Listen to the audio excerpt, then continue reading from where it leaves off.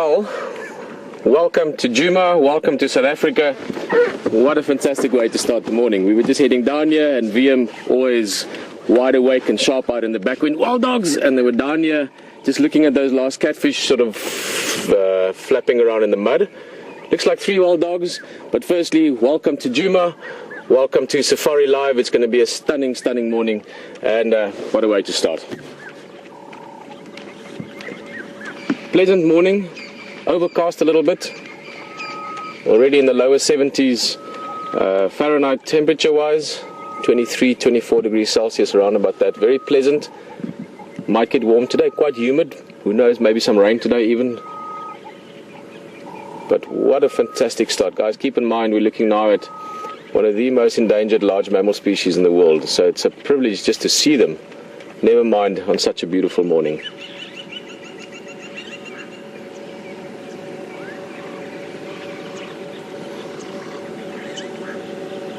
Bellies are relatively full, not necessarily that they've had a meal just now, but they would have said they had a meal probably yesterday, looking at it. But also wild dogs are always looking at the next hunt, always looking at the next opportunity. That little box you saw in the corner there, that's from the old camera we used to have here. Used to be up on this tree by the pan. Beautiful markings on this dog, the one looking towards us, facing towards us. That looks like the alpha female, just looking at her the mammary glands that you can see a little bit, but beautiful markings on the shoulders and the chest. And what amazing animals.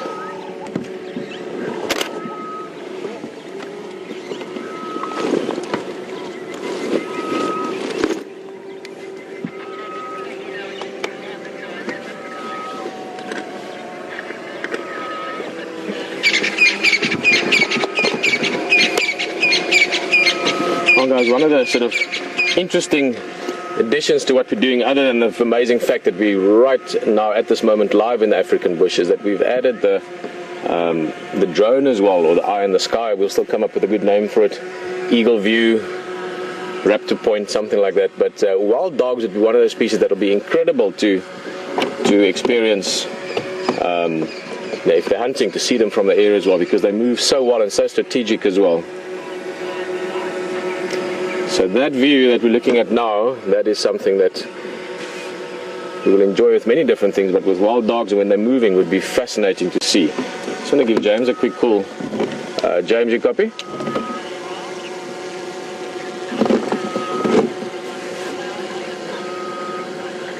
Yeah, I'm actually, can't get James on the radio right now, but I'm hoping he's going to come join us, come have a look. Wild dogs in Sabi Sands here, where we are. Quite often the guys allow different vehicles to come in, more so than the sort of typical rules we have around sightings here, just because it's such a rare treat to see these animals. So it'd be great if James comes and joins us. And wow, see what happens. These dogs can really move. Once they start covering ground, they can move very, very fast.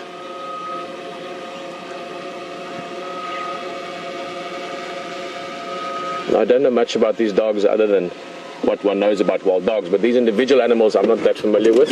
3 adults, oh brilliant, and they're taking a run up, looks like towards quarantine, so should let Hayden and them know as well to keep an eye open. We might see them from that side as well. Guys, just a quick, it is a pleasure to have you on the vehicle. Welcome to Africa. Come to Wium on the camera, as I said, with the super sharp eyes.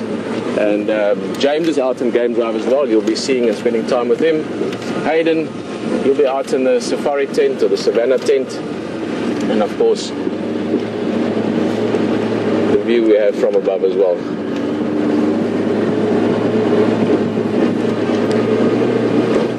Andrew is the pilot for us, and of course everyone in the final control. Guys, as always, awesome to be here. Waitela Lodge in the background. What a setting, look at that. 3 beautiful African hunting dogs, or African painted dogs. I quite like that name because of these beautiful patterns you get on them. If you look at each individual, quite different from each other. White, black, brown, beige, sand color, all these different sort of patches of color. Great for camouflage, but also for them, they can recognize as each other as easily as we can recognize our friends and family around us.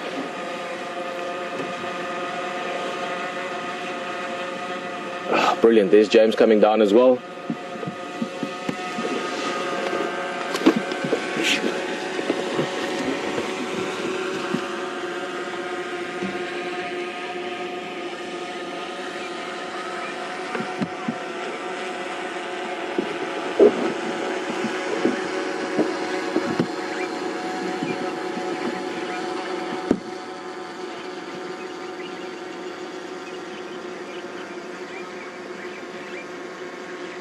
As I mentioned just now, wild dogs can cover a lot of ground. It's also one of their sort of hunting strategies is to sort of move and flush. In other words, as they're running through the bush, and you might experience this quite shortly, which is why it's good to have a couple of vehicles on them so that you can keep up with them, because they really can eat up the miles. They have this sort of what we call a jackal trot in Afrikaans, or the same as wolves, you know, that sort of loping run they can just cover ground with.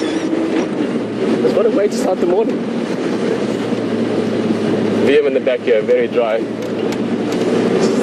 Going, wild dogs. Over here. I would be like, wild dogs!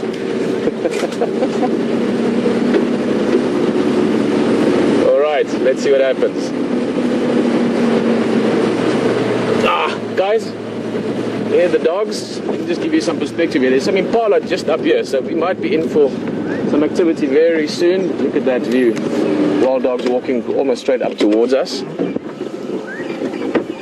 Just a reminder again of where exactly we are. We are very close to the WildEarth camp, where we all stay, as well as Voyatella and Gallagher lodges, or the Djuma lodges.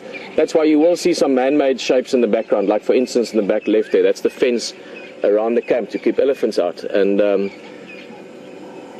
you might see the mast from the broadcast, pretty much our link to the rest of the world that brings you here on safari with us.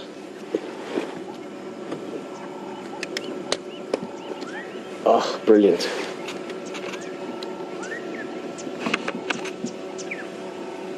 Gotta love these animals. There, the impala running in the back. They saw the dogs quickly getting out of here. The dog's not too interested. Sorry, yeah. A little bit forward quickly.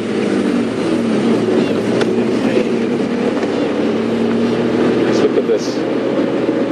See, they're stopping again, and they're going to do a lot of this. Stopping, looking, and then running again. Stopping, looking, and then running again. Looking for opportunities. Look at that. Ah, beautiful. Big ears. Communication, like with all animals, all species, very important, but wild dogs are very social, highly evolved social behavior and structures. So being able to hear each other is very, very important. All kinds of communication, but definitely during the hunt as well. So listening a lot. There's not much of a breeze, but I can feel the air sort of just stirring in our direction. So they're going into whatever air movement there is. To see they're sniffing. So all the senses are really important. Great sound, great smell, great eyesight. Great teamwork, just as important.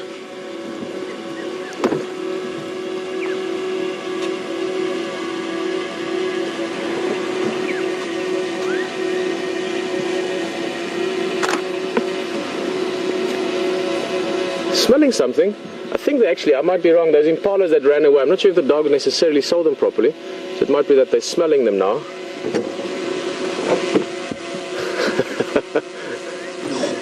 I'm afraid there's something on the ground there. Oh guys, look at this.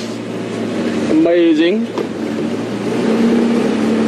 There are the two vehicles as well, brilliant. WildEarth now 3 little Land Rovers out here, that's amazing. Ah, look at that. Amazing.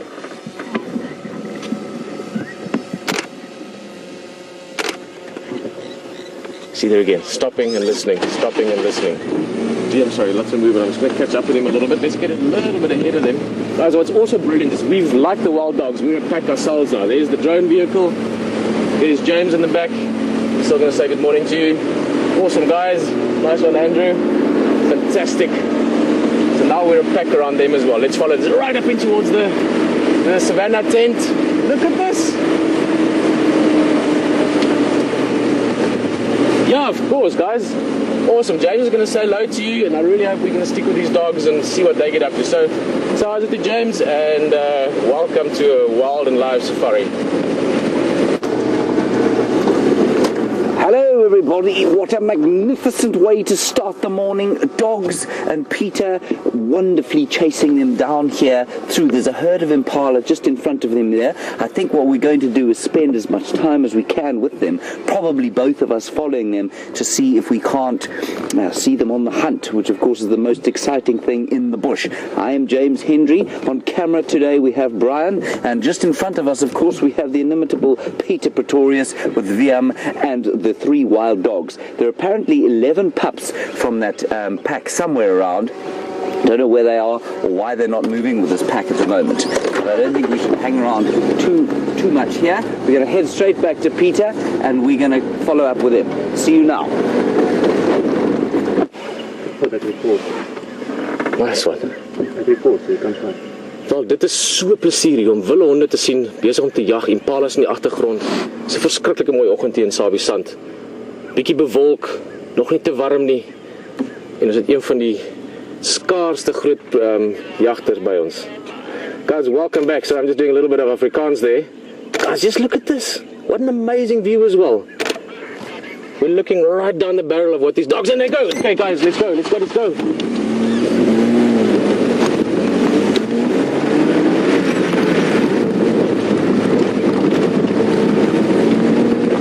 Second. Alright, the dogs are running. Guys, they were so quick. I must be honest, they even caught me a little bit. Well, we're tearing through here, everybody. Sorry about the speed. There the dogs are. Oh, hold on tight. They've disappeared somewhere in here, Bryan. Can you see them? Oh, the impala have gone through here. Oh. There we go. We got them there. Hold on, Bryan. Hold on, everybody. Put your cups down. Empty whatever you're drinking.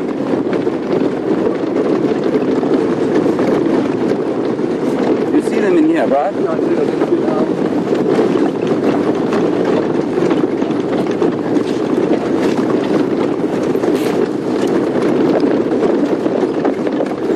Sorry everybody, I've completely lost sight of them as they came through this yellow thatching grass here. They were going at a tremendous speed. I'm just going to contact Pieter to see if he's got them. Pete, do you have visual there?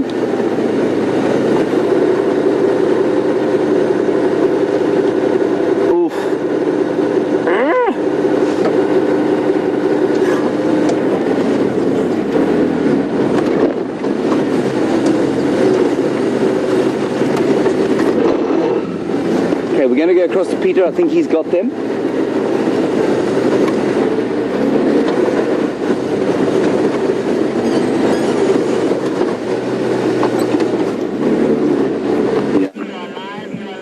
Guys, we tried to just hear them. That was just so fast. I must say that was even quicker than I thought it was going to happen. Very, very fast. Our best bet actually now to find them would be the drone because of seeing from above. It's quite thick here. We were in that clearing area. The impalas have gone into this. There's impala into that side. Wium, the last you saw them, they were heading down the road into this. Let's go check that. Gallagher shortcut area. We look a little bit towards our north.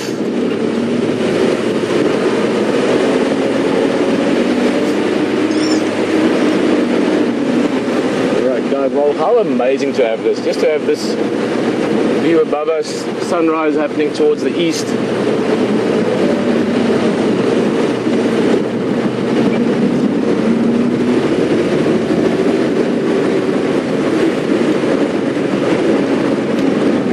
Oh, what a place to be. Guys, I'm going to cut through towards, oh, there's the sun coming through as well. All kinds of magic happening. I'm going to check here on the open area here by the Logo camp.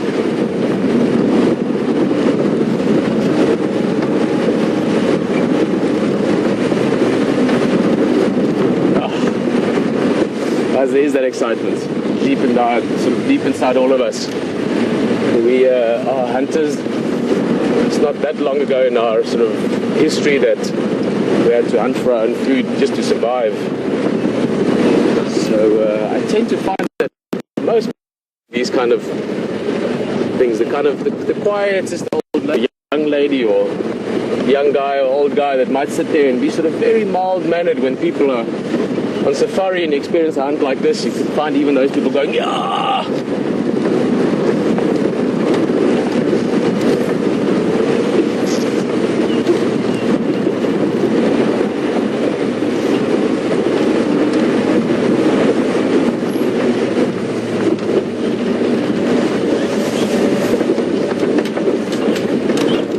Alright, well, brilliant. James is also looking. There's a good chance they might have gone that way.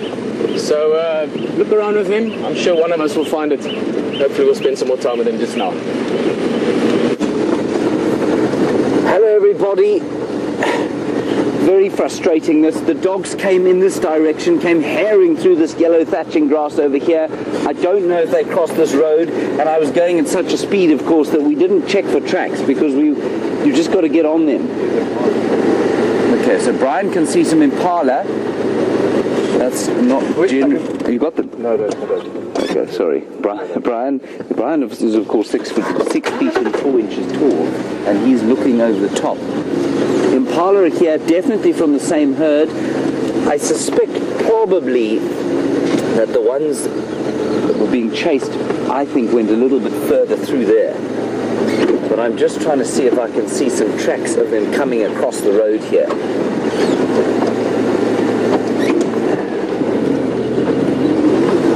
And the rest of the pack, now question from Anna Marie, while we're following up here, there are 11, sorry, hold on one second, Anna Marie, I'm going to get back to you. Go ahead.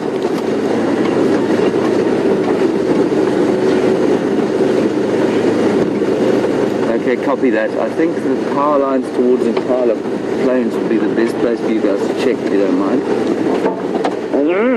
Anna Marie, there are supposed to be 11 youngsters in this pack. I don't know where they are or why they are not around with this pack, but it is quite interesting. There we go. Hang on, they're Impala looking now. They've got onto a termite mound to look.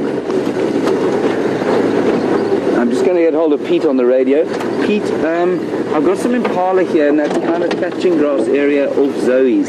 They're standing on a termite mound looking towards those clearings that go to the south. I'm going to check that area. Okay, I've got more animals running now, Springbok running. Yeah, I think they're probably around here, but I'm not sure. I think Sandy Patch might be a little bit too far to the east.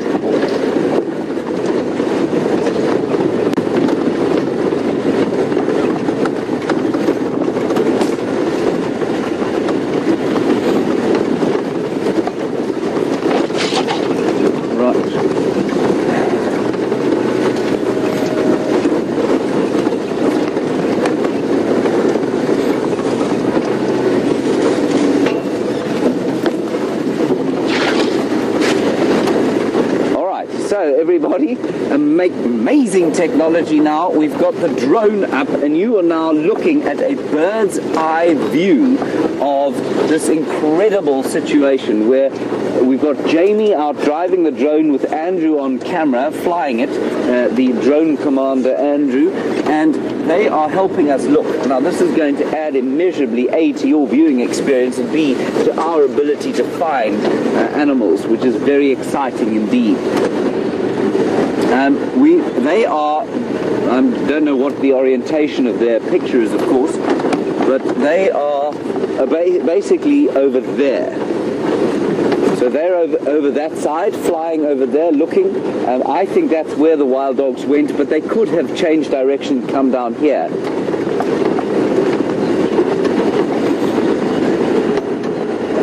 And just remember, we are in the midst of a National Geographic rehearsal time. So if I do go quiet for a period, it's because we are heading to an imaginary ad break. See you just now.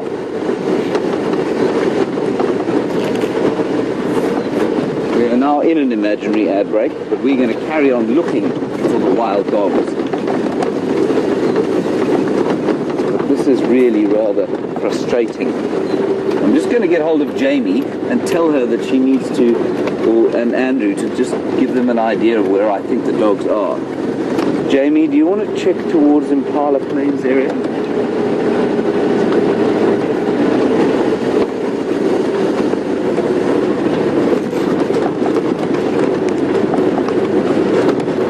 I've done that loop, that sort of two-track that goes up to Zoe's from quarantine. I can't see any sign there. I'm going to quickly check Impala Plains. I don't know if they haven't gone maybe back into that thicket between quarantine and Zoe's. Otherwise, maybe back onto quarantine, I'm afraid. I don't know.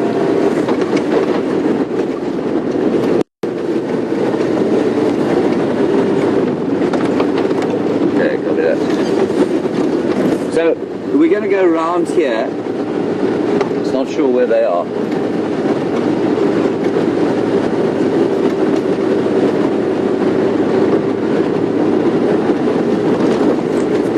So just to give you an idea of this pack, Ryan's got a stick insect for but a stick insect has landed on him. Magnificent little beast it is. Release it. I'm going to. As we drive along, Leslie and Pizzazz, you want to know, are the other dogs not perhaps denning? No, what this pack is, it used to be, I think, 4 or 5 adults, and they produce 12 youngsters, 12 babies, and those 12 babies are now 11, and they are around with this pack. They wouldn't be denning. They should be traveling with the rest of the pack. I don't know why they are not. I'm going to release this fellow, Bryan.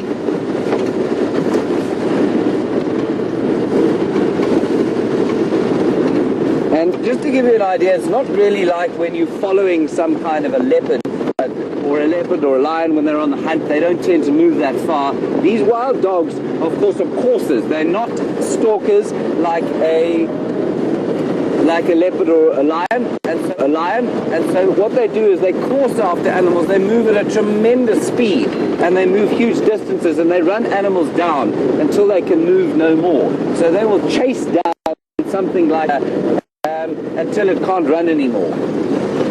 That's not to say they're not fast, but they can move tremendous distances. And as you saw there, they were herring through this bush at a speed that I couldn't keep up with in this vehicle. Now, I suspect that they may be in the thickets here, but of course we can't just go blasting in after them if we don't actually have sight of them. So it's extremely frustrating, but we're going to carry on driving around to, there's another clearing over here where I think they may have headed. They may, of course, be eating in the thickets as we speak.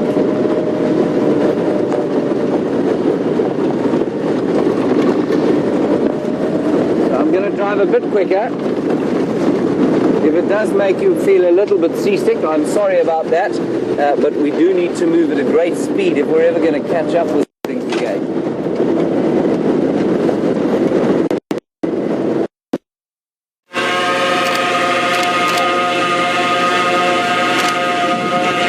So that's us getting a view of these guys. Good luck, let's hope we find them. Yes. Jamie and Andrew there. Well guys, these well, there's some of those impala that made a break for it earlier. I think all of them did get away actually. There you can see on the termite mound. They're trying to get a bit of elevation as well. And sort of doing the same thing that we are, trying to see the African hunting dogs. Their motivation might be a bit stronger than ours though. Theirs is based on survival.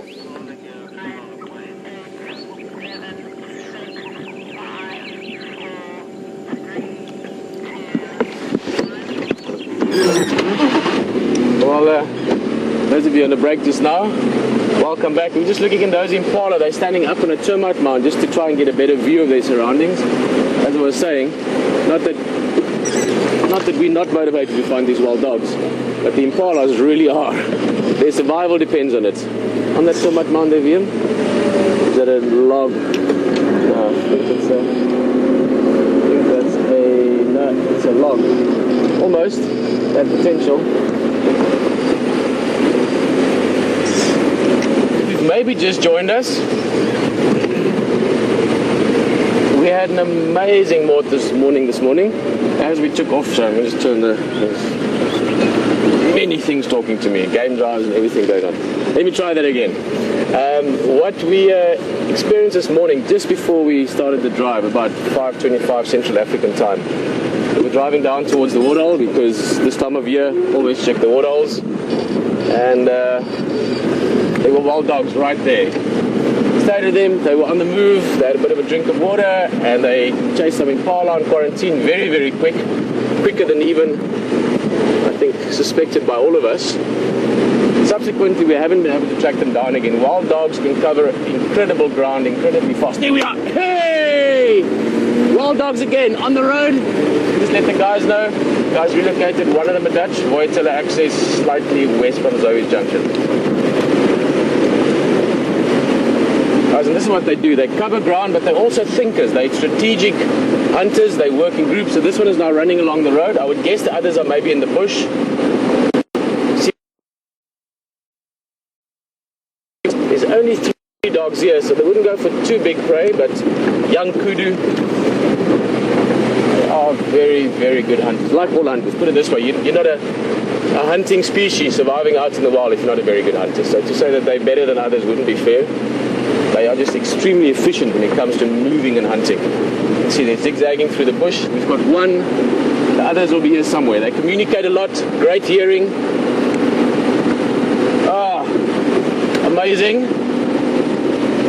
Just give a quick stop here. We don't want to lose sight of this one again, but let's give you a quick view. You can see that sort of loping run or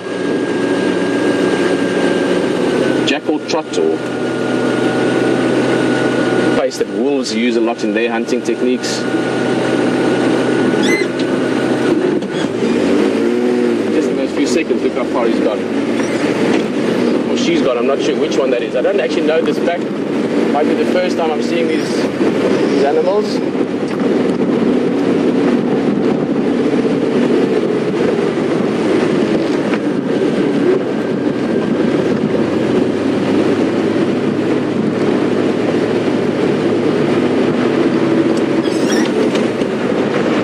Bit of scent marking there. Thank you very much. Just getting some info that this pack was seen about a week and a half ago. 11 dogs in total. So it might be that they meet up with other ones. I know they had African painter dogs north of us over the last couple of days. Each, of course, easily recognizable from the different patterns on them. All those sort of splotches and blotches of camouflage color, really. Look at the beautiful patch on the right shoulder there. You can see a nice black spot on the white. That would be an easy way to recognize this individual. Listening. Checking where the others might be.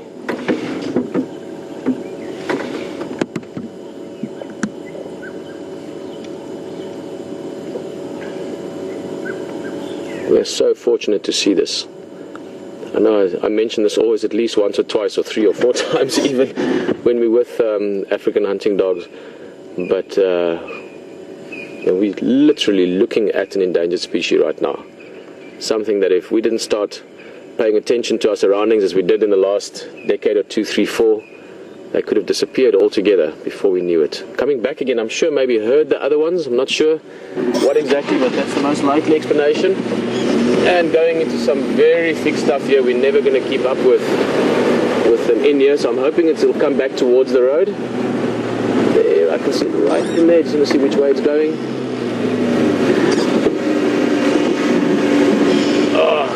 Great.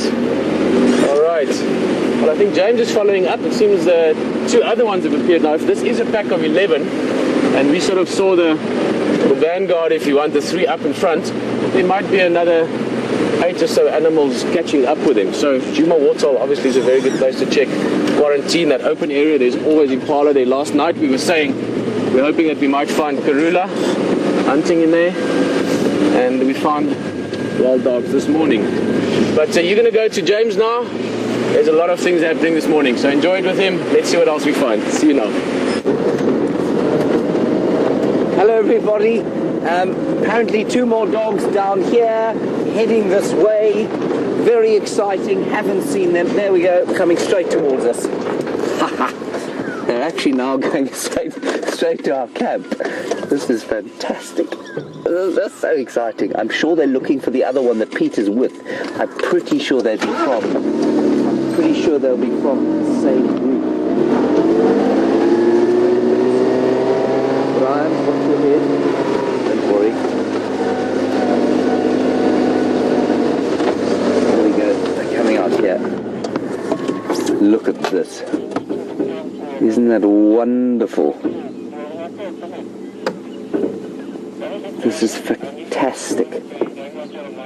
Oh, this is just fantastic. So that in the background is where we live. And apparently the final control is actually watching us out of our window. I'm just going to turn around here. They're going on to quarantine. Bernie, they're on to quarantine clearings now. I'm just quickly updating the radio so that they know what's going on. It is very important, of course, to share these sightings with people.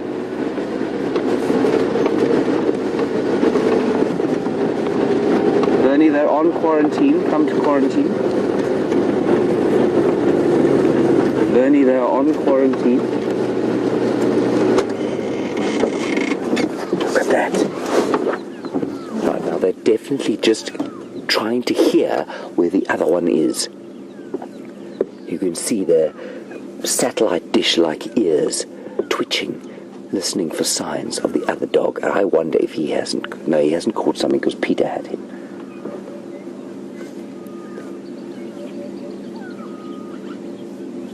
And all is now calm, except for the few animals that are alarm calling. There are a few squirrels calling.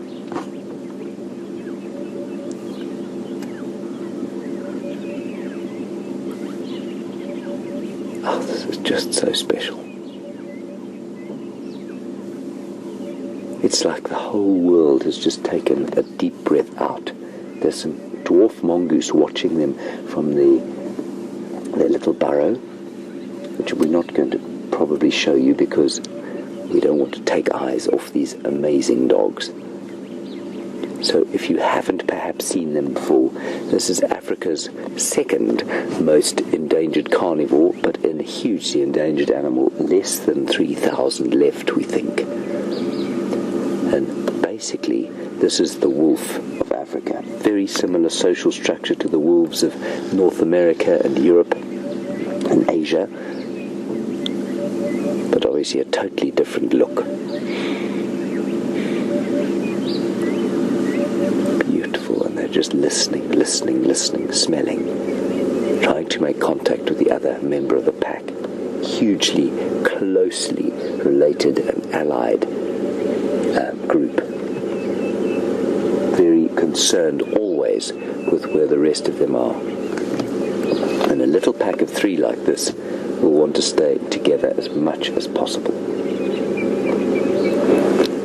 Bernie, do you copy, Bernie? I'm just going to quickly update the game drive. Bernie, these animals are on quarantine clearings.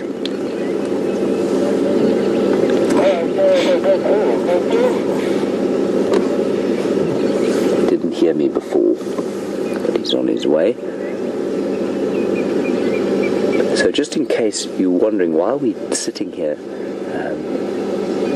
letting these dogs kind of settle and listen out for their cohort, just to explain, the radio is a game drive channel, and there are lots of game drives around the place, and we are in constant radio communication, and it is important because while we sometimes benefit, others benefit from our activities too, and it really does make for, first of all, cooperation, and secondly, it makes for much better sightings.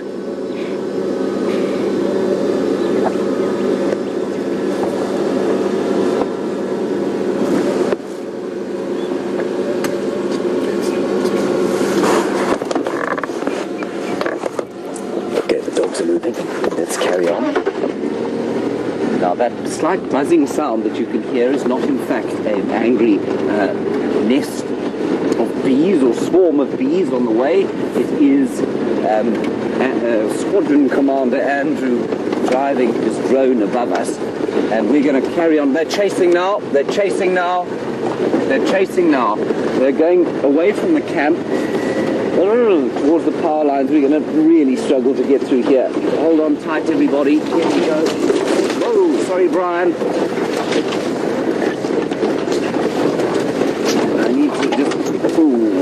Oh, I don't think we're going to get through here. I'm going to tell Pieter where they are quickly. I'm going to tell Pieter where they are. These animals are now highly mobile towards the power lines junction with the Gallagher shortcut. I think that's going to be the best approach.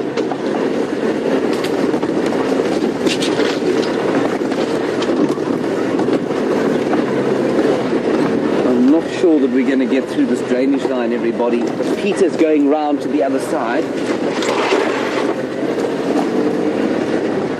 Yeah, we won't be able to get through here, but Pete's near, so I'm sure we'll get up there.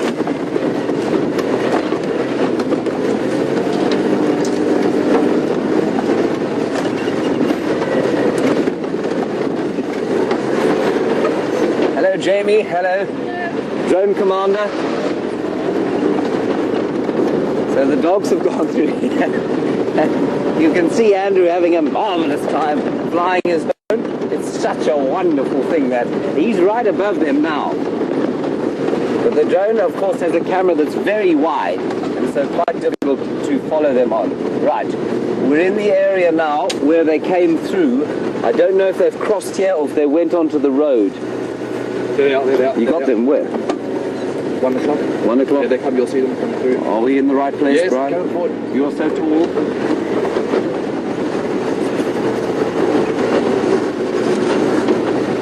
You see them?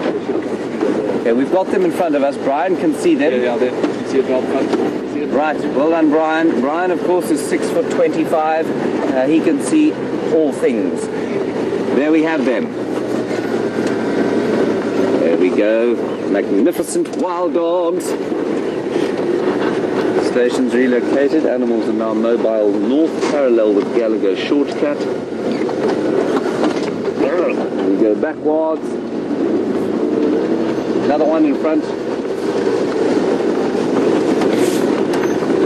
I think they're still looking for their cohort.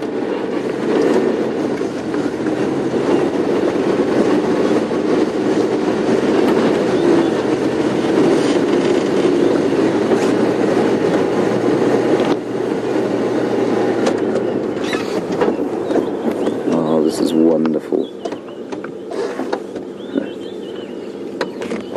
And as Cachino John points out, these wild dogs create more havoc, create more fear than any lion like the Birmingham boys ever would. So it's just so fantastic. I'm just going to update the Game Drive radio again.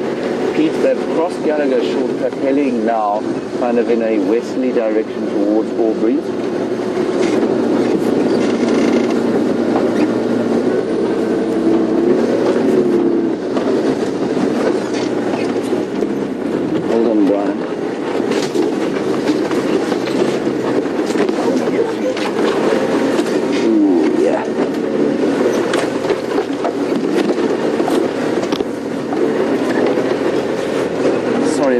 Everybody, there was a Terminalia Servicia tree in my way. We have a few seconds before we have to hand over to an imaginary handbrake, or just a brake. See you just now. I can still see them through there. Watch your head there, Bryan. Gracious me, Sisyphus Mucronata. Here we go, back here now in front of us. It's exhausting. Pete and Bernie, they're now mobile east again, back towards Gallagher shortcut.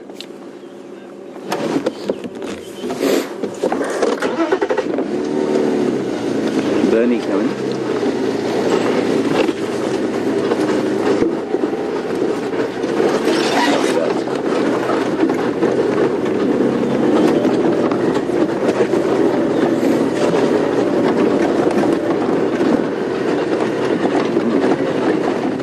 definitely looking for the other one. Trying to pick up his scent. You can see them just like your domestic dog might at home, with his face down on the ground, smelling, trying to find a trail.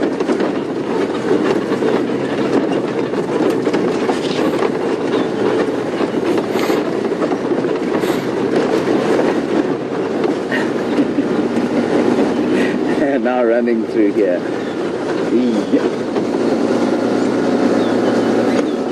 I'm just going to switch off here and see where they run. And you can hear the drone commander above our heads.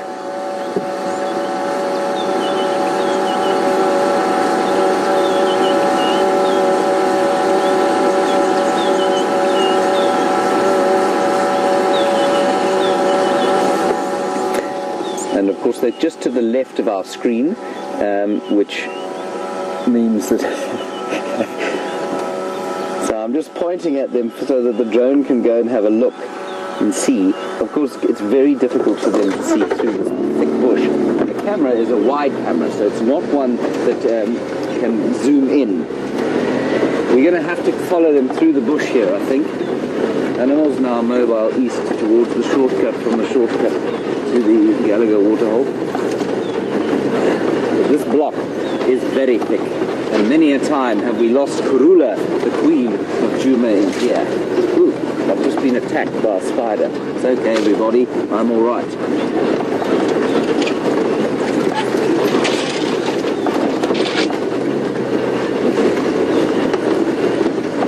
There they are. You can see them in front of us.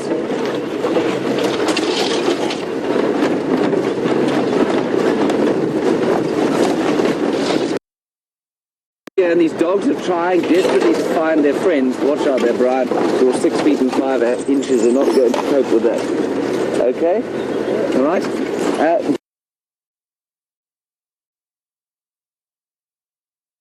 Judith and Alan, lovely question about whether wild dogs bark or not. They do make kind of a bark when they're alarmed. They also make like a whooping sound when they're looking for each other, and they haven't done that yet, and I'm not really sure why.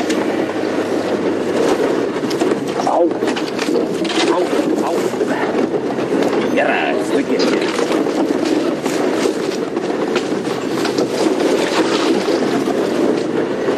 And I'm just going to quickly update the radio, everybody. Station's animals are now crossed that shortcut to the Gallagher Waterhole. Ooh. Now we have a new vehicle, of course, that Jamie is driving, and that's what the drone commander is sitting on the back of. I'm very glad that it's not being subjected to what poor old Wendy is having to do now, this morning. Watch your head there. Zip thorns, everybody, duck down.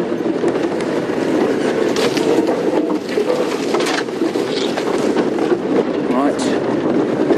Here we go. They went off through here.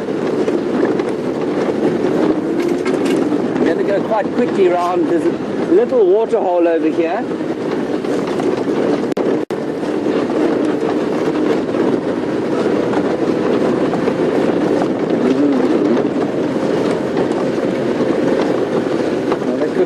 Here. You got them? Yep. Well, you're a genius, I tell you. You're a genius, man. There we go. They're now basically, I cannot get into that block where they are now, I'm afraid. Station's animals now moving parallel with the fence on Gallagher Camp towards back towards the interior.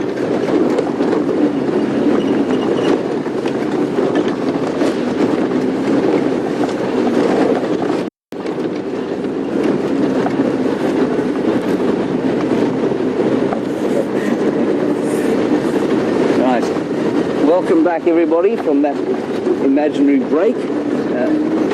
Wild dogs, 2 of them only. There's only, they're still missing 1. There were 3, there are now 2, and they're heading down through here. We've been chasing them through some tremendously thick bush. There they are. And they're now in this drainage line, and yeah, we'll try and get a bit closer. It's not easy stuff in here.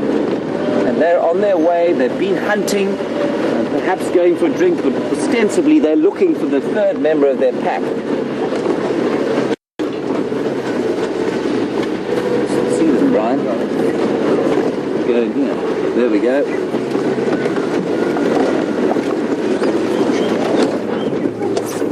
Oh, it's utterly exhausting. So that's the camp. You can see that they're running past the camp. We're just going to stand by here, take a breather, give them a chance to hear.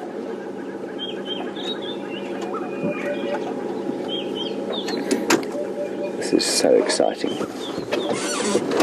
Oh, I love these dogs. They're really my favourite.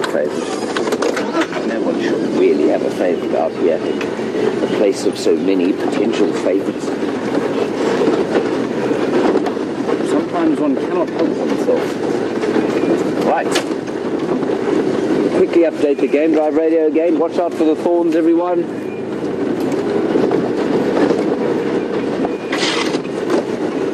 Stations are now on the game path going towards the Teller Dam. Oh, sorry.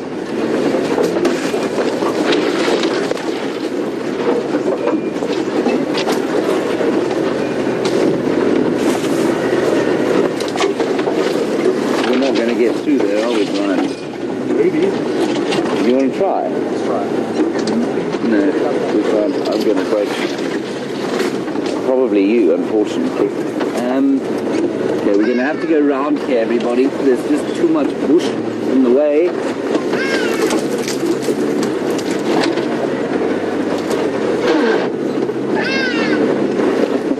A comment from D that I must have been a stunt driver in the previous life. I'm not so sure about a stunt driver. Maybe a vehicle breaker. Thank you for that.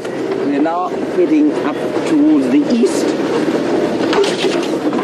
The north changed direction, going east now towards Mvubu. Oh, we can't get through here. There is more bush in here than there is in the windy, impenetrable forest. Jamie is just around there. I'm just going to contact her quickly. Jamie, can you get onto the Mvubu road there? I think you put them up coming just across there.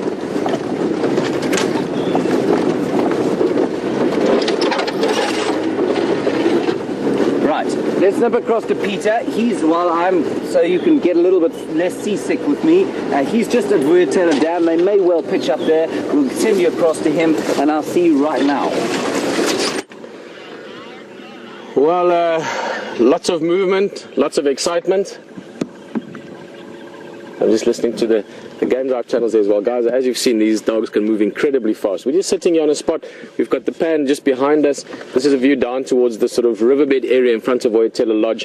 And we were hoping that they might pop out somewhere in this area. But I just heard James on the radio. They've just turned again. These guys really are zigzagging a lot. And trying to keep up with them, but also trying to outguess where they might come out next. I'm hoping that they might come for a swim, actually. Wild dogs, when they've been running a lot and they get hot, they sometimes go for a swim. But at the same time, this is still early morning. We're only 6:20 Central African time now. The sun's been up for a little bit more than half an hour. So they might still do a bit of hunting, covering some ground. Sorry, I keep seeing this spider web. There we go. And so we're going to sit here. Hopefully they pop out, but we're going to keep listening to James as well. As I said, they're turning and then they're going this way and that way. They're sort of all over the place. So let's see where they emerge. But what a morning. And I'm sure there's going to be lots more happening in the next minutes.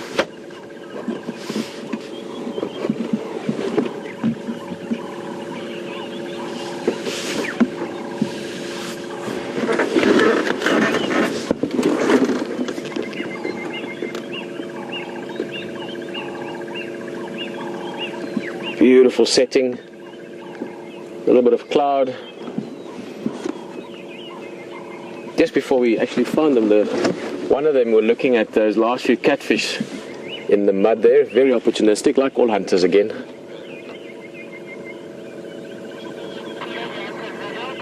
So, yeah, James has just got them again. Enjoy. Hello everybody. There are two more in front of us. Bernie managed to find them again in his large Land Cruiser, and they're just in front of us there, running up Mvubu Road. Now, Mvuma Road is quite close to our northern boundary, so I'm not sure how long we're going to have them, but we'll try and stay with them for as long as we can. It's still just the two, and they're obviously still desperately looking for their partner. I think they're in the wrong place. I think he's off there to the west. They probably do know better than me, though. So we will try and get a decent view, but Bernie, of course, can't get off of the road at the moment. So they're running, herring up this road. The drone is over there. They helped us find them this time around. Eating a lot of dust as we speak, Bryan. And we can't use the drone shot at the moment because it's a little bit unstable. But there those two dogs are. You can just see them in front of this vehicle in front of us. There they go. They've headed off into the block now. Alright, Bryan, hold their horses. They've headed off just off there to the east. There's a bit of an opening up ahead, which we'll try and get onto. There they go, and they're probably going to cross the boundary. Carol, you're absolutely correct. They're definitely having a laugh, watching us trying to keep up with them desperately. I think this is it, everybody. They're going to cross north into Buffelshoek. Yeah, that's it. I'm afraid that's the end of our sighting. We'll just get a last look at them here. Oh, I don't think we're even going to get a last look, I'm afraid.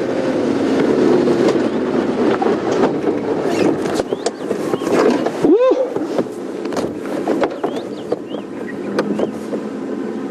That's it. Well, what a morning, everybody. What a spectacular morning. Enjoy. Bernie's a Buffelshoek landowner, so he can go in. It's just the most spectacular thing to be able to do. To be able to follow those dogs and spend some time with them. I don't know where the other one is, and I'm just going to take a moment here to A, appreciate, B, try and drop my heart rate down from about 220. Yes, I'm probably about to explode in my chest, it is at the moment. And then just reacquaint ourselves with the peace of the bush rather than the roaring of Wendy's engine and the adrenaline-fueled chase of the dogs. Marvellous. I think what you'll find is that the other one is further back there. I don't believe it would have come this far north, but I tell you what these other two are probably doing is that they're probably heading towards those 11 pups. I'm surprised that the pups aren't moving with this pack, but I suspect what's happening is that they're moving up there. Yeah. I'm just going to quickly get hold of Bernie on the radio and just explain to him what I saw. Yeah, affirmative, Bernie, just the two animals, and I think the other one, yeah, they're definitely looking for the other one. There were just 3 this morning.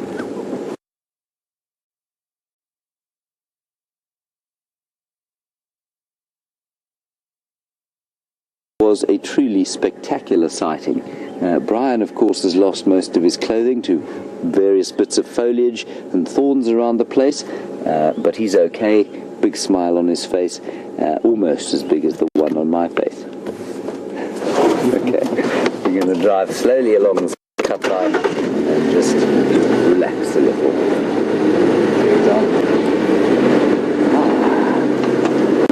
Also need to check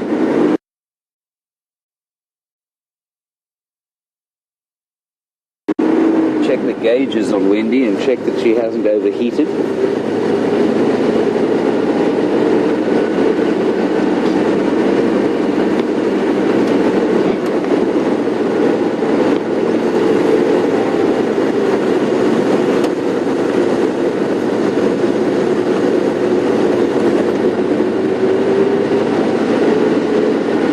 And so while we're driving along, we're just going to chat a little bit about the dogs, and you are welcome to send through your questions, even though we don't have them anymore. I'm more than happy to talk about them.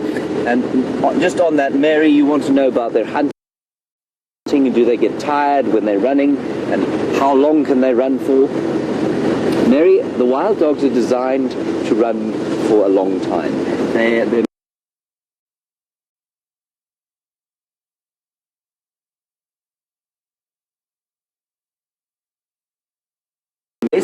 they can keep going for a huge amount of time. Excuse me a second. They can keep going for a huge amount of time. They don't get tired, and their method is to run an animal down until it gets tired. Nice question, thank you, Mary. Highly pertinent, because we watch them jogging along, of course, for a long time.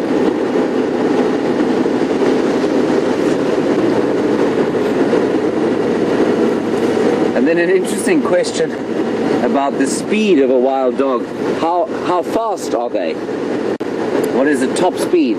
Judith, when we cut in there, when you cut to us and we were chasing that dog through the bush, I was in third gear with my foot flat on the boards.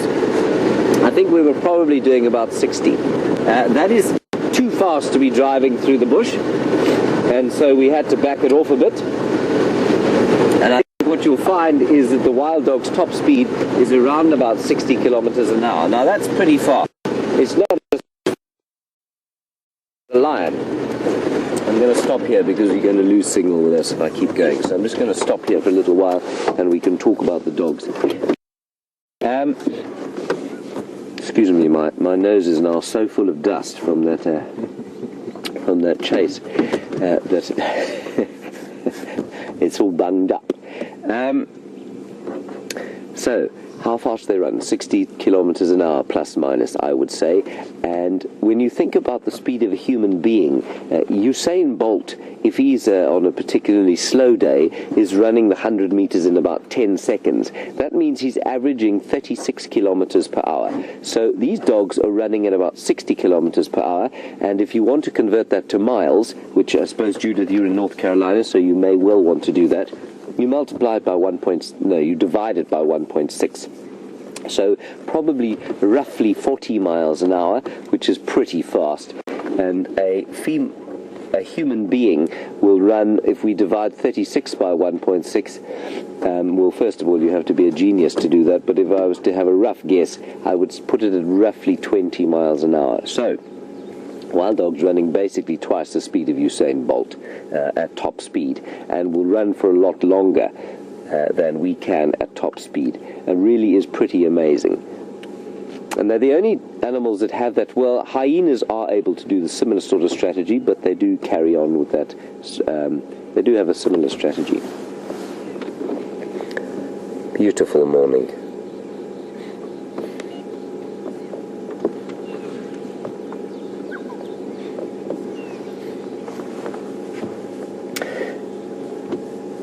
And the most similar, of course, strategy to the hunting that the wild dogs pursue is that of a hyena. They are also able to run a tremendous amount, very quick, not very quickly, but they can run a long way. And Laura, in Alabama, you have very cleverly worked out that there's possibly some conflict between these two species, and absolutely there is. They don't like each other. They're part of the top 5 predators in the area, and the wild dog and the hyena sit at 2 and 3, depending on where their numbers are. So they swap that position of 2 and 3, but the lion at the top, obviously. And they will swap that position depending on their numbers, and they do have huge conflict over kills. Hyenas will often follow the dogs, chase them down, and if their dogs kill them, the hyenas will get in there and try and steal. And there's a wonderful video posted, I think, in the Kruger Park of dogs trying to get in and mauling some hyenas. So, I mean, there do need to be more of them. Sorry, excuse me, I'm just turning my radio down there. They do tend to, you will need to have, sorry, excuse me 1 second. I'm just going to an imaginary ad break. I'll carry on when we get back. Right, we're now in the imaginary ad break, and I'll carry on answering this question. Sorry, this is a bit weird for me as much as it is for you. So, there is conflict, but it does depend quite largely on how many dogs there are versus how many hyenas. And it's probably, because the hyena is so much bigger, probably like 4 dogs to 1 hyena, or 3 or 4 dogs to 1 hyena will result in domination of the dogs by the hyena. Right, I think that's enough waffling from me. We're going to head down through this dodgy signal area towards Buffelshoek Dam, and while we're doing that, I'll send you across to Pieter. I'm not sure what he's looking at, but he will be equally amped by that magnificent wild dog sighting. I'll see you a little bit later.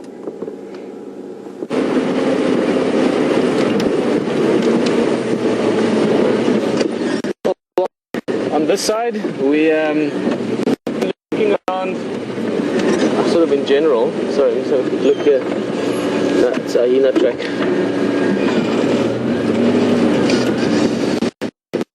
Hoping that we might find maybe some more of that pack. Keep in mind there should be more than the 3 animals swimming. So perhaps, but in fact,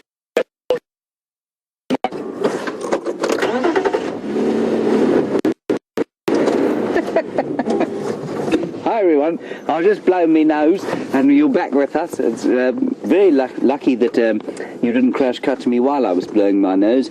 You would have heard something like the trumpet voluntary, but with a distortion. The one other thing I wanted to say, I'm not going to carry on driving because you will lose us definitely through this little dip here. So we'll wait for Pete to get into a slightly more stable area. But the interesting thing I wanted to say is that we've spoken about human beings and their running, and we often think of ourselves as being rather poor runners. We're not fast, but there is no animal in the world that is able to distance run like a human being. No other animal in the world is able to run 100 miles.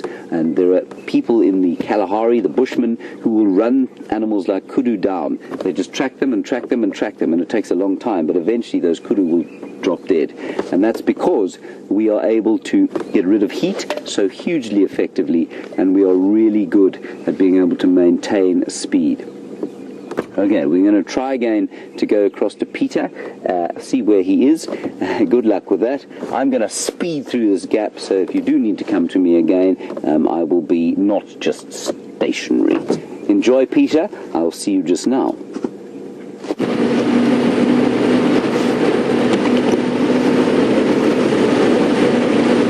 well, certainly a lot happening in the morning. The 3 dogs that we had earlier have gone back north, so the guess would be that the rest of the pack would be up north as well. But you never know what can pop out. We're going to go back to plan A, which was to drive around and have a beautiful morning, and partly looking for Karula. Of course, she wasn't seen yesterday afternoon, but the tracks were good. The trackers followed them. Eventually they got cut off by a herd of buffalo and elephant, so she could still be in the area. So we're going to just drive around, see if we maybe pick up anything. And Scott and the guys are out there as well looking, so never know what they can find. What a fantastic start to the morning. I'll share a little secret with you regarding game drives. Now, I've done, I don't know how many game drives in my life, a bunch. And my secret is that I've always really liked the morning drive. If I could pick a drive, you know, you get different guys, different opinions, but I've always loved the morning drives. Because it's nice and fresh and it's sort of all new surprises, you know, you never know what's going to be happening. So I do like this time of day.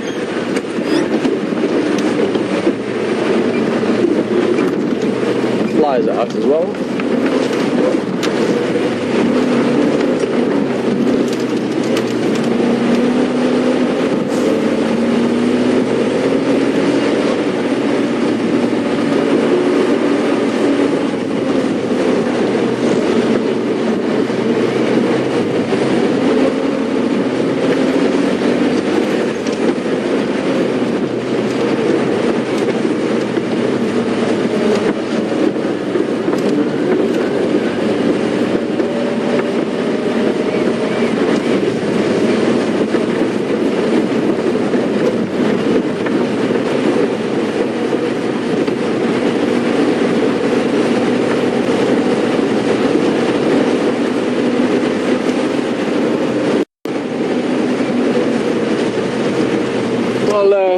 Those of you that were away for a few minutes, we are back in sort of, let's call it, general game drive mode.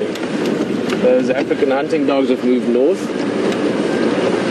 There's a couple of guinea fowl. Stop just now and have a look at them. So we're just going to look around, see what else might be out and about. It's still nice and cool, nice and early morning, lots of activity. Looking at these, you could call them African chickens and you wouldn't be too far off. Helmeted guinea fowl.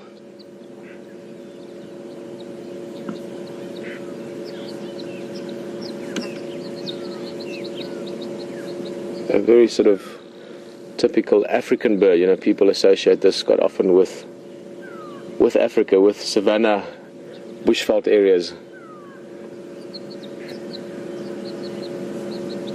You can compare them to other wildfowl of similar size, or even to chickens if you want, in the sense that they eat almost anything. So anything from seeds to little insects, small mammals even. If they were to come across, you know, tiny little baby somethings, little reptiles, baby chameleons, but a lot of it obviously seeds.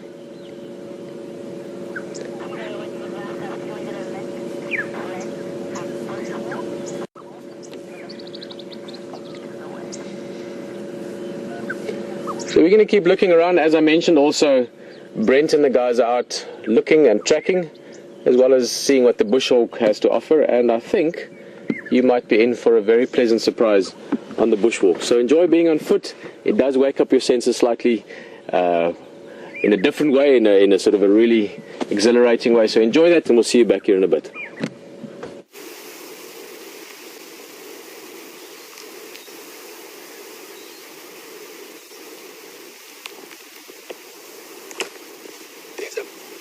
Big elephant bull just ahead of us. Welcome everyone on this sunrise bushwalk. So there's a big elephant bull, probably around 20 years old, and it's probably around 20 years old. He's slowly feeding through the block, so we're going to sneak up on him. He doesn't know we're here, so I'm going to be talking quite quietly. I do apologize for that, but let's go see if we can have a look at this lovely Ellie. I help Chandra here, just get past the stick.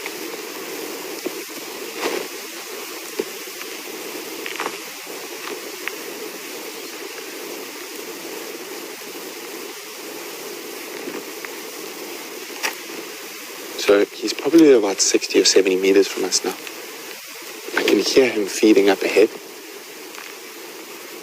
So how we first noticed where he was is we actually just saw a tree shaking in the sky and then heard him breaking the branches. And if he does move a bit further on, we'll just get on his tracks and keep up with him.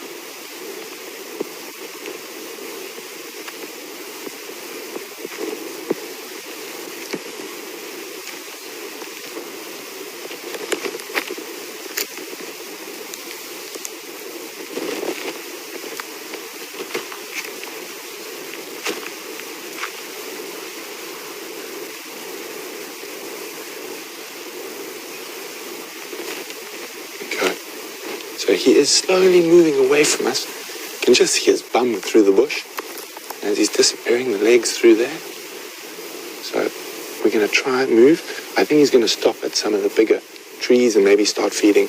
So there's probably about 80 meters between us and him. So what we're going to do from here is we're going to make our way to that large marula tree. We're going to try to keep ourselves between the marula tree, and the wind at the moment is perfect, coming back towards us, so he can't smell us, and it looks like he has slowed down and stopped feeding again, but let's go a little bit closer and see if we can find him.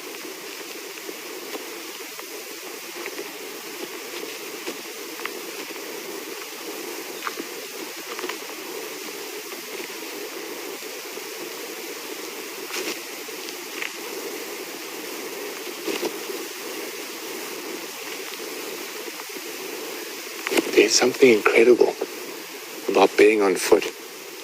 An elephant suddenly becomes much bigger, and the heart rate's up a little bit. For those of you worried about our safety, please don't. Been in the bush many years, and our biggest safety net is our experience with these animals.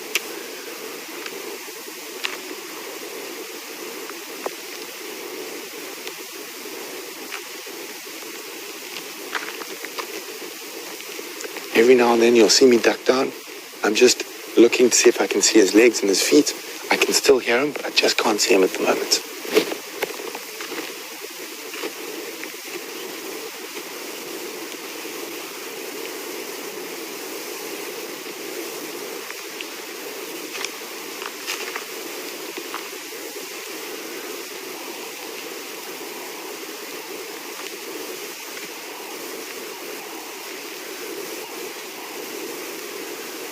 So we're still sticking to our original plan. We're going to go to that nice big marula tree. If not, even better than a marula tree, there's a nice big termite mound we can check next.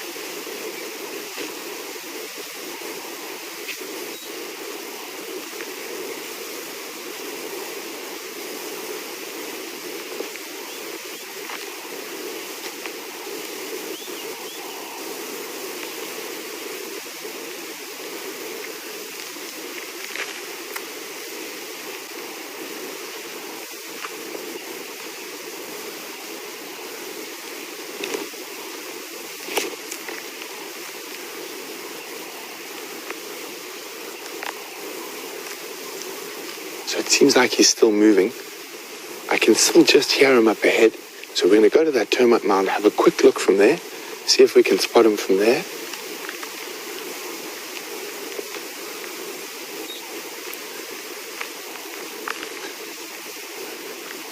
And we actually, in the block where we think Karula might be, which Karula is a female leopard, and we've been tracking her. A big herd of buffalo obliterated her tracks. But while we've been looking for her, we've stumbled upon this Ellie bull. And I love walking elephants, so I took the opportunity as it popped up in front of us.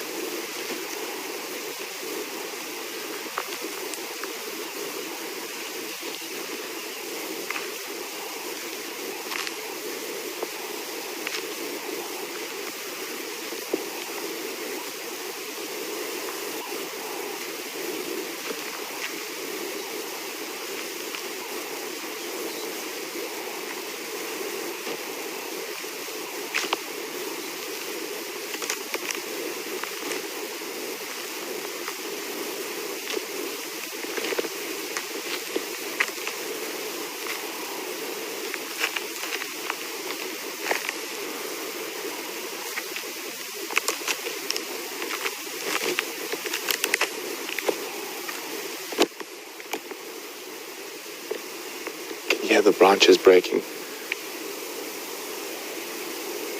Probably 30, 40 meters ahead. You can actually hear that low rumble.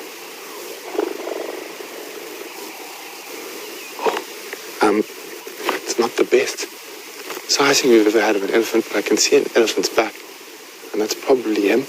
We're not going to be able to show it on camera. What we can do now is we're going to cross back across to James, who's with a herd of elephants, and we're going to carry on sneaking up on this elephant bull. So hopefully we'll be able to show you him from a very low angle a little bit later. But while we do that, we'll go across to James, and he can keep you entertained with elephants while we try to catch up with owls.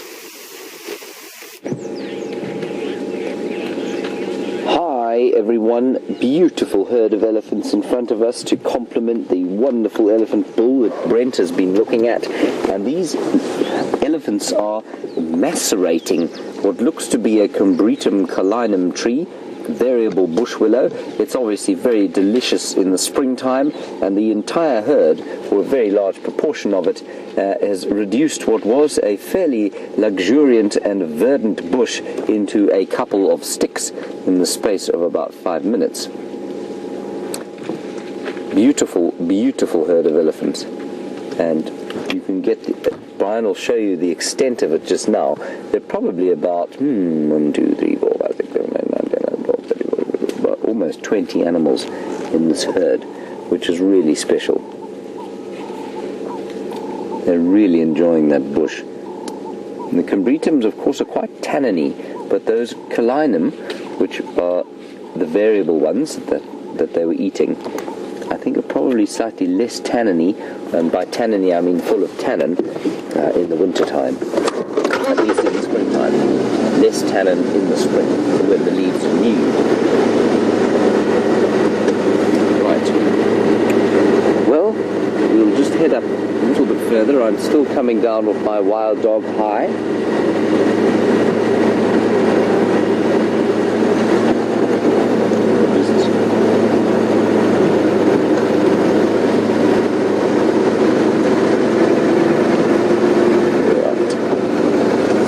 Heading into Torchwood, which is a reserve that we can't travel to.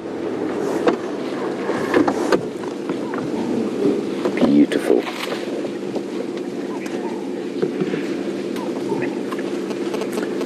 That's a decent sized bull. No, it's not. Is it? Is it a bull? It is a bull. No, it's not. It's a cow. I thought it was a cow. I hope it's a cow. Sometimes a little difficult to tell. And I think she's one of the bigger ones. She's one of the bigger ones in the herd. I'm still not convinced. Hang on a second, I'll be able to tell right now. No, it is a cow. Phew. Now, it's not as easy as it might seem, everybody, to tell whether an elephant is a bull or a cow. The male genitalia are internal, and so you can't really tell by that way. The best way to tell, of course, is by looking in between the front legs. They have what we call inguinal mammae, a bit like primates. And so the teats are between the two front legs. And the males are much smaller than in the females, a bit like for us.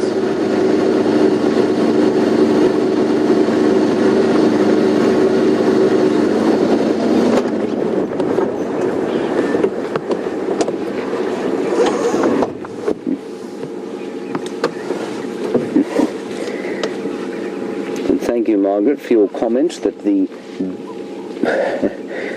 I have won because I have more elephants than Brent. Thank you very much. I do like to have one over Brent, but probably a better idea that Brent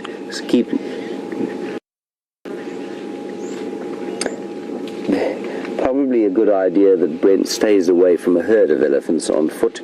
Very nice to view bulls on foot like he is doing.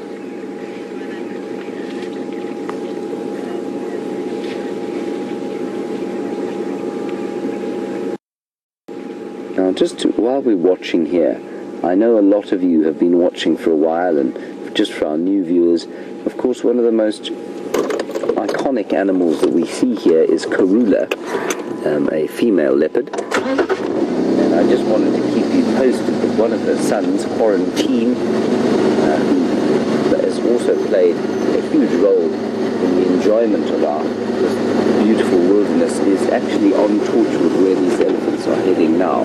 So he is still around, still well, and still happy. Well, I think he's happy. Now there are some more elephants off here inside Djuma. They're walking parallel with us through some pretty thick stuff. So I'm not going to go herring in there after them like I would if they were wild dogs. I suspect they're part of the same herd and that they may well come across here.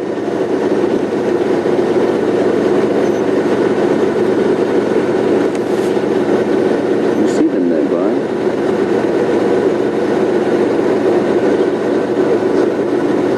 There they are.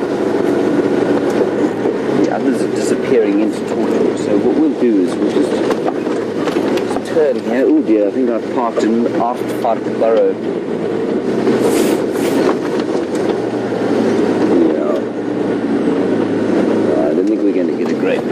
I think we'll carry on around the corner and see if we can't get a view of something at Buffelshoek Dam, where we were yesterday.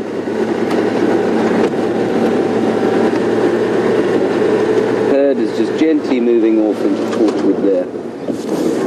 And we will see you after a brief break.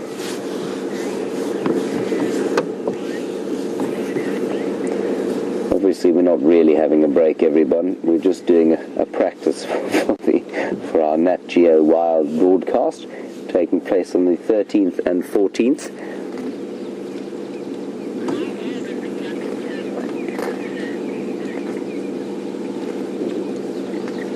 Now, just a question, as we watch them disappear into the bushes there, Do you want to know how old I think the youngest elephant in the herd is?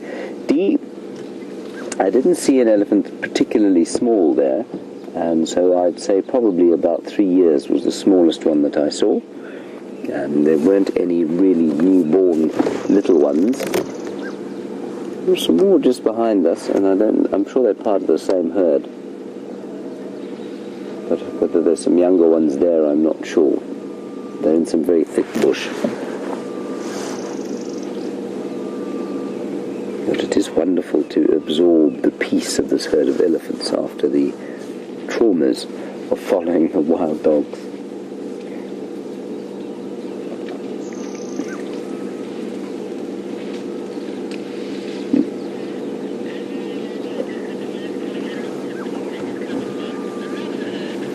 Right, our elephants are disappearing, and there's no reason for you not to look at elephants in slightly more conditions slightly more conducive to good viewing.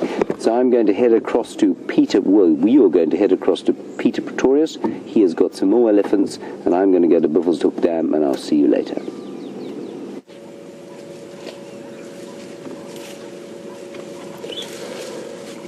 Well, elephant everywhere. From the walk to where James is, further sort of towards the, where would he be, sort of northeast from us. Another herd just here close to Treehouse Dam area. We were sort of just looking around, hoping to maybe find some tracks or signs of Karula. And then of course we came across this. So worst places to be. We're going to spend some time with this little herd. It looks like about 5 or 6 of them close by. I'm sure maybe further in there's more. And who knows, maybe in that time we still get some kind of sight or sound of Karula as well. She was in this general area the last we knew. So for now, let's enjoy these ellies. Let's go forward slightly. This is a group that we have been seeing quite often over the last while, so we know that they're very comfortable with our presence. But with all animals, but especially with elephant, it's always very important how you sort of introduce yourself, so to speak. In other words, we arrived here, we didn't crash right into the middle of the herd. We sort of just gently eased onto the side and let them get used to us. And then once you've given that initial few minutes of introduction, you often find that they will really settle down with you being here and even sometimes come and have a look at you as well. So we'll see what this one gets up to.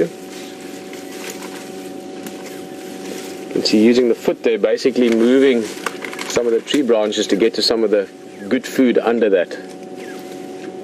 Quite often elephants will push over a tree to get to the leaves, and then maybe a year later, or 2 or 3 or 4 years later, like in this case, where that dead tree is sort of fallen over, they will then move it again to get to the fresh growth under that.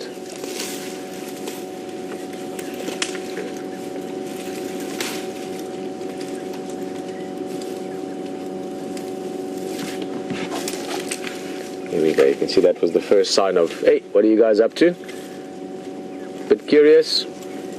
Very bright animals. Elephants really are, apart from being very sensitive, very intelligent creatures as well. So they will often interact with us the same we might want to interact with them. Having a look, seeing what's going on.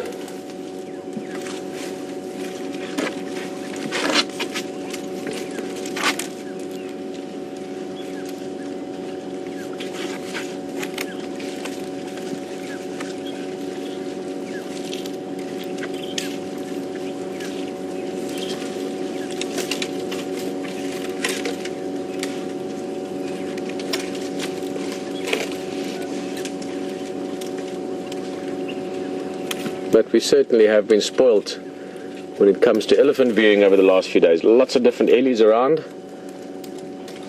At least 2 herds that we are seeing, the one that was with James, the one with us. Brent and them had a nice big bull as well. I'm sure there's probably a breeding herd in that area somewhere. And of course, doing what elephants do a lot of their day, eating. They need to consume quite a lot of foliage every day. But as we've mentioned, elephant everywhere, so we're gonna leave these for a bit and you're gonna go and see some other elephant. Enjoy.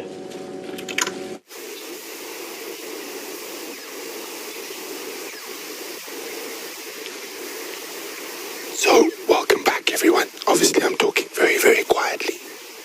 We're about 15 meters away from the elephants. So that big bull that we've been following has been following this breeding herd. And we've managed to get ourselves in a perfect position on top of the termite mound. There's probably about 20 elephants all around us. The closest one being a young bull just beyond the termite mound, 15 meters away. We can hear them rumbling all around us. I'm just going to move forward a tiny bit.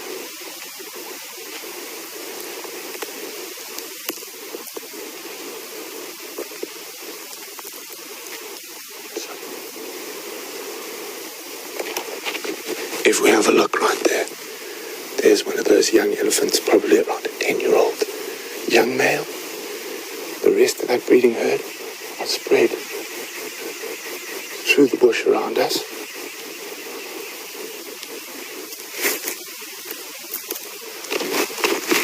So, sorry I'm speaking so quietly. It's just that we are so close to these ellies and I don't want them to know we're here. And the wind at the moment is perfect in our favor. Away from the elephants towards us.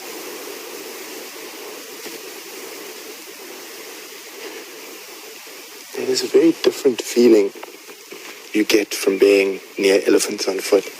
While they're moving away a little bit, I can speak a little bit louder. We're not gonna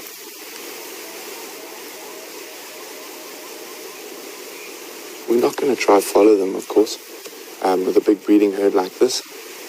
But really, really nice to be able to get up close to them without them even realizing we're here.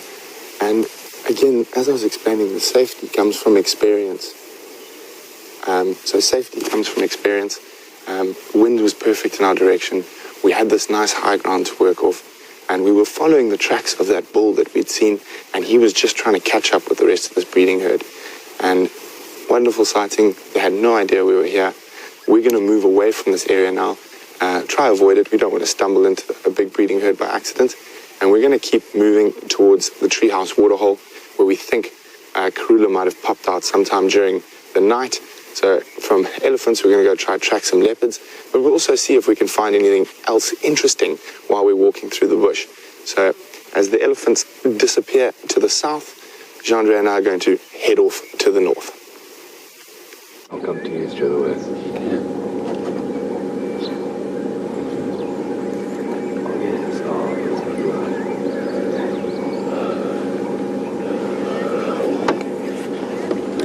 Hello everybody, welcome to Buffelshoek Dam, where there is a hippopotamus, two geese of Egyptian origin, and two saddle-billed storks. All is at peace otherwise. There are also some red-billed buffalo weavers that are building their nests just up in that torchwood tree there as the spring comes. There's also, Bryan, I don't know if you can see it there, there is a pied kingfisher sitting in the top of the boughs of this little tree. There he is, a little twig. Beautiful little pied kingfisher, so called because he is black and white, of course. And what he's doing is trying to spot fish. He's one of the fish-eating kingfishers.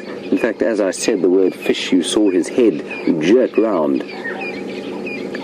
I don't really think he understands English. So he'll be looking for tiny little fish in there.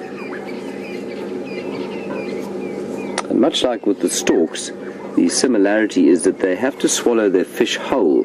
And what that means, of course, is that once a fish gets beyond a certain size, like a lot of those catfish in the mud wallows around the place, they become immune to attack from things like the storks and the kingfishers, because they cannot be swallowed whole. So he's looking for very specifically sized fish, and what he does is he hovers above the water like a little pied helicopter, and then folds his wings and dives into the water and grabs whatever fish he can find with his beak. It's a quite remarkable adaptation to being able to catch fish.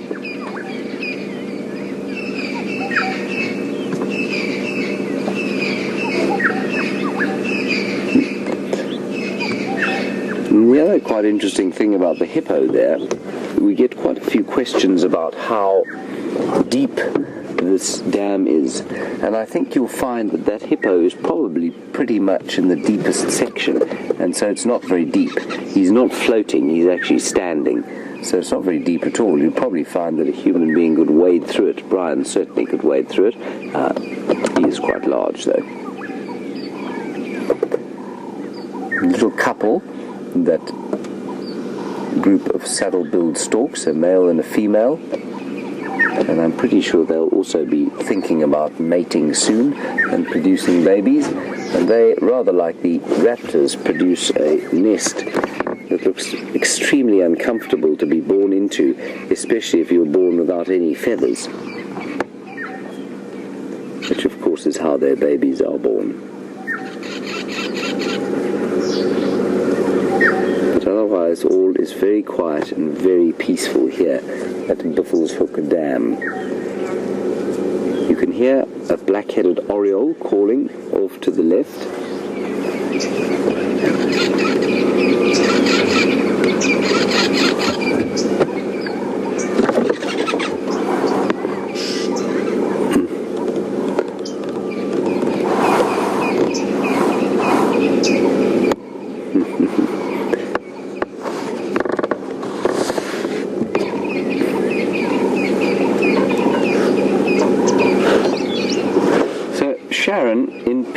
You've been watching the Arathusa dam cam, and you say that there's a little hippo there chasing waterbuck and chasing all sorts of things. Sorry, there's a little spider here who I'm trying to show you. He's quite sweet. And you see him there, Bryan? Yeah. Sharon, I will get back to your question. Every time he touches my skin, oh, there we go. He's okay with it now. We'll try. Oh, there he goes. He's just letting out silk. That's how he's climbing. He's sending out little balloons of silk, which are attaching themselves to me and to the car, and that's how he's climbing away. It's like basically like Spider-Man. He's hanging here, and then he shoots out little jets of silk, which land and stick onto different surfaces so that he can move away from what he perceives to be a threat, which is me. And he obviously doesn't like you see, as soon as he touches what he perceives to be an unnatural or living, perhaps, piece of flesh, he lets go. That's just wonderful. He's quite cute, really. I think a little hunting spider, perhaps. I'm not sure. I'm not very good with spiders. Anyway, Sharon, you want to know how fast hippos can move? Very fast. Probably almost as fast as those wild dogs, about 60 kilometers an hour, but they won't go that fast for that long. They can't obviously move with the same speed for too long. There's also an oxpecker standing on that hippo. And Sharon, it's not uncommon for large animals to chase small ones, especially if they're young. So last night we watched a young elephant chasing a few buffalo, and exactly the same way a young hippo will test himself against other animals like a waterbuck. They are very amusing. You can just see this hippo's nostrils now joining on to the rest of his head as it comes out of the water.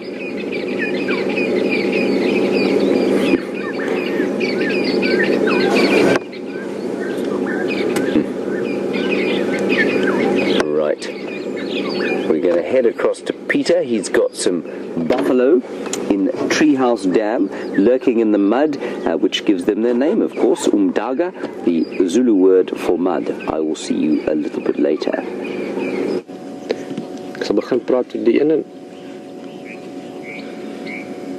Well, the waterholes, even if they are dry like Treehouse Dam is, well, it's not dry, but there's no water anymore, it's just mud. And even then, still attracting lots of attention from little things, butterflies and other insects, obviously to the bigger things like buffalo and elephant. And even if there's no more water to drink, at least there's cooling mud to wallow in. This one was lying down in it just now, but you can see the head is still dry. The bosses, what we call those big shields on the forehead. There's another bull here just to the left of this guy. He was not so much cooling down his body, but he was cooling down his head. He had his whole head and those horns into the mud. You can see there, look at that. Cools down a little bit, helps him be less bothered by all these little flies and things that are around. Beautiful call in the background there from an emerald spotted dove. But yeah, I think it's safe to say that Treehouse Dam is not going to be offering any more drinking water to anything, certainly not anything bigger than an insect or a bird. You can see this lovely sort of texture of the caked mud, also a very typically African sort of image, makes these beautiful patterns. You can see what he's doing is he's really just sniffing around, hoping to maybe just find a mouthful or two of water collected somewhere, maybe in a deep hoof mark from another buffalo on a previous time.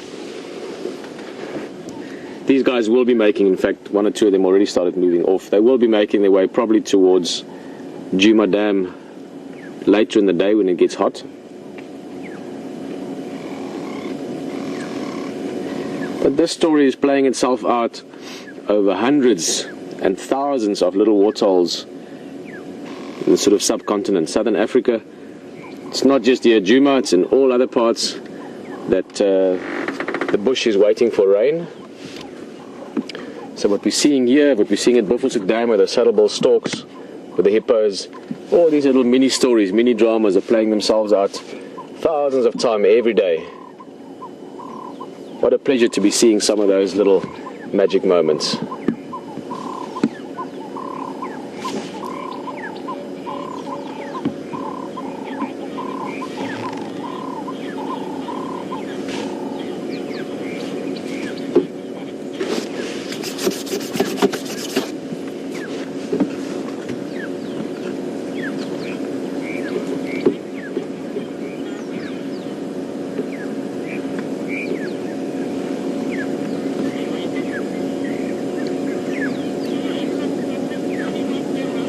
These big bulls, they sort of take life at their own pace. You quite often get this feeling that they're almost in like a semi-dream state. I think this guy is enjoying that coolness now. Looks like he's thirsty there. You can see again, there's probably just a little hollow there where a few drops of water have collected.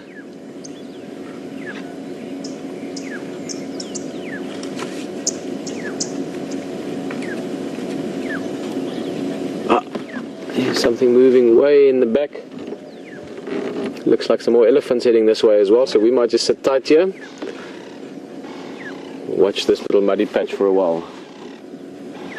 You can see just looking around as well, just the general area here. Lots of little marks of not just animal tracks, but also lots of old dung. Elephant, buffalo. As this water was sort of disappearing, you would have had many animals still utilizing it. Get out the way there for you.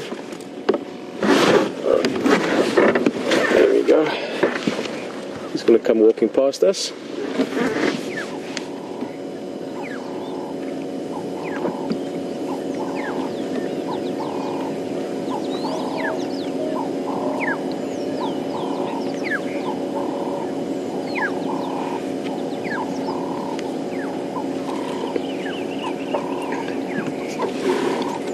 Well, you can see right below us at the moment.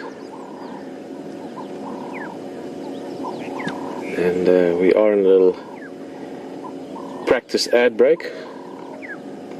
We're in a practice break. So we're going to have to just catch up those that are missing this in a few minutes again. Oh, look at those horns full of mud.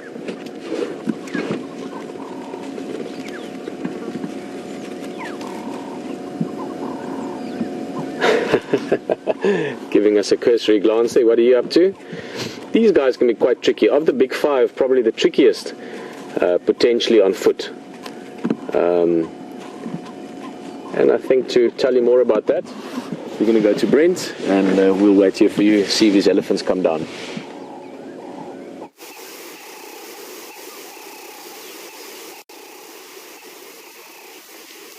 Welcome back, everyone. So we're walking through this block looking for a female leopard, but all we're finding at the moment is elephants and buffalo. And buffalo are possibly one of the more dangerous on foot. We're not going to go any closer. We're just going to move this way so we can see them. There are about 7 or 8 buffalo bulls just beyond this bush here. There we go. There's one going to come out into the open here, Jeandre. Come here. So this is the one animal we're not going to definitely try to approach, a group of buffalo bulls. And when we are tracking on foot, this is going to be one of the more dangerous things we encounter. So we'll give them a very healthy distance. We're probably about 60, 70 meters from them. The wind's in our favor. They have no idea we're here. So the reason these old boys can be quite a lot more dangerous than, say, a breeding herd is because they're past their prime. Sometimes they're a little bit deaf. They get harassed by lions quite frequently. And the big danger with them is you stumble upon them at close range without knowing they're there. Excuse me. Here we are completely safe. We're quite far away. They don't know we're here. We heard them feeding before we got too close. So from here it means I can move around and find a way to go around them without them ever knowing we're in the area and keep them nice and calm. And so I can see 3 clearly at the moment. There's another one about to come out into the open in that little gap. Oh no, he stopped for a little feed. So these guys are probably around between 13 and 15 years old. They've been pushed out of the big breeding herds. And there you go. And they are now spending their time in little bachelor groups, almost like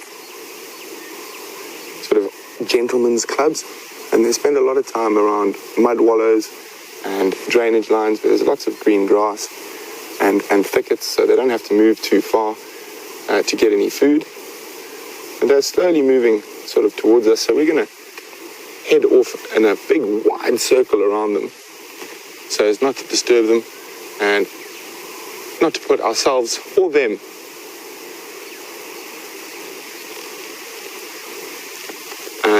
in any danger. So while we make our way around this, I think these buffalo are heading down towards Treehouse Waterhole, where Peter's standing by. So maybe you'll get a nice view of them from the vehicle. Obviously on foot, not safe, so we're going to continue on, and hopefully we can find Karula a little bit later.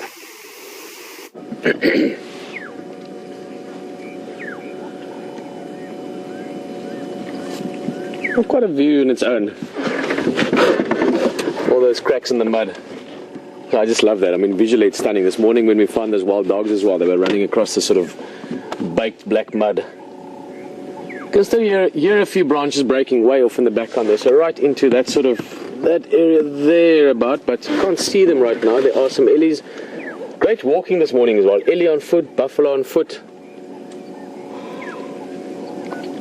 And we're going to have to welcome back some more of the people on drive with us this morning in a minute or so.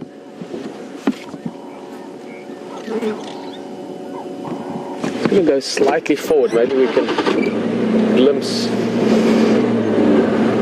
those big animals that we could hear just now. Maybe not. Or somewhere in the back of that thick area.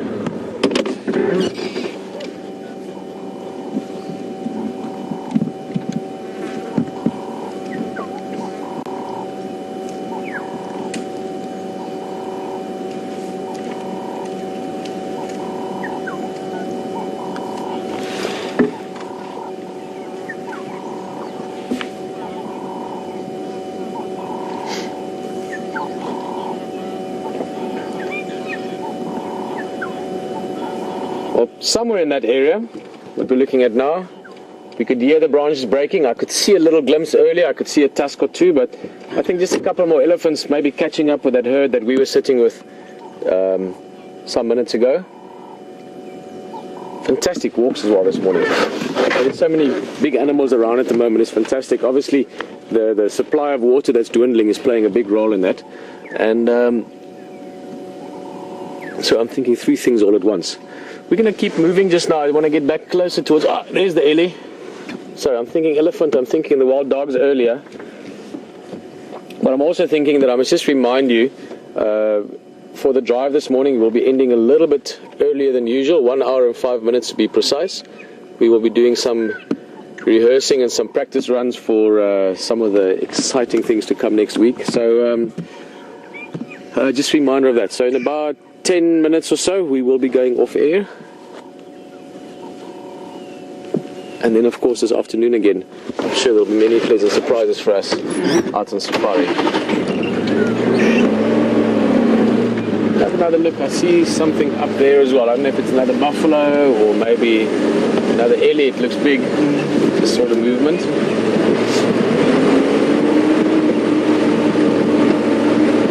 Another vehicle. Spotted them.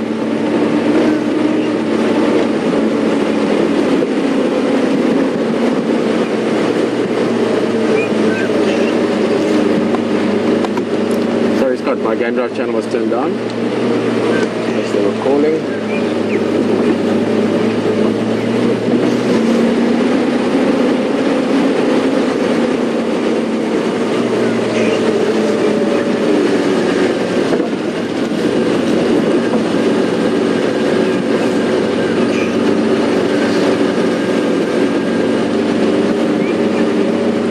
Good morning, Diana.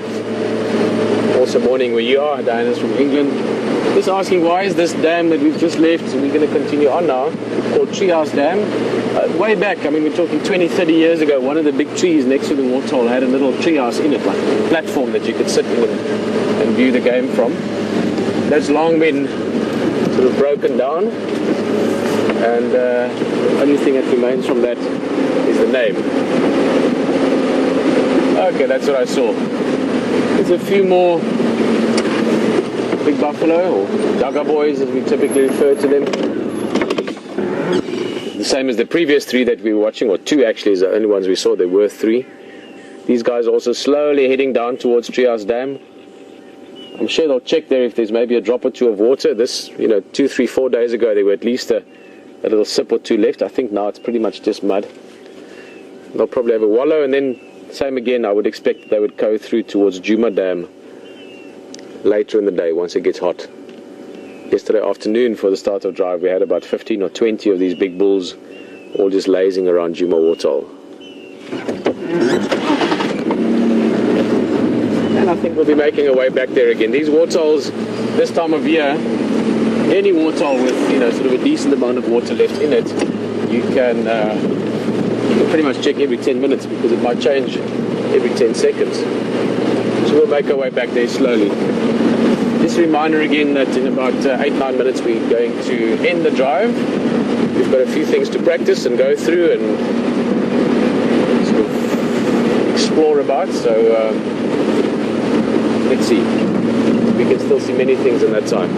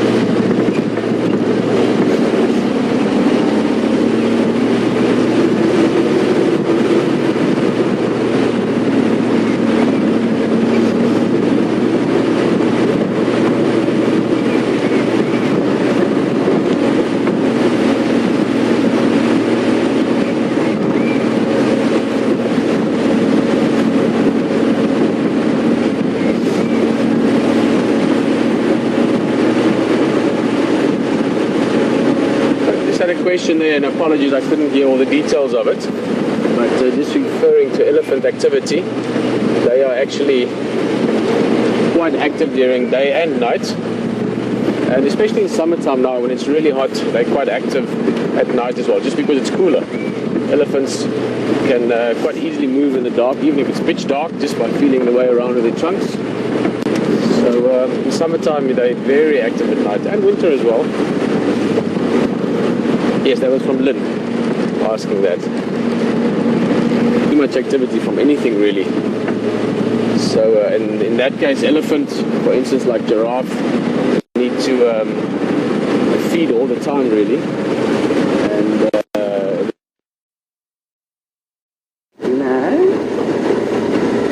no son.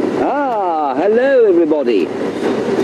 You're back with us on Wendy. I was just, you heard me taking off the accent of somebody I'm hearing on the radio. That's what I was saying. We just had, careful, wonderful sighting of some basileia, but unfortunately they flew off. So, as you know, we are going into our rehearsal phase shortly, so the broadcast is going to end with us in the next few minutes. I am sorry about that, but please, we'd love you to watch us on TV. That will be only in the United States, but the internet broadcast will carry on. So if you don't live in the US, you will be able to watch us on the internet. Now that's on the 13th and 14th of October, 6 o'clock in the morning for us. You'll have to work out what that means for you in whatever part of the world you happen to find yourself. And what I'm going to do is drive here to the southern end of Cheetah Cut Line, so the southeast corner of Djuma, and we'll do a little recap of what has been a truly spectacular morning.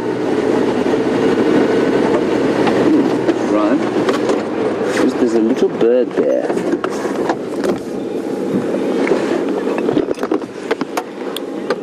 It's called a ground scraper thrush. It's actually a really pretty bird, and I haven't seen any of them during the winter, but they aren't migratory.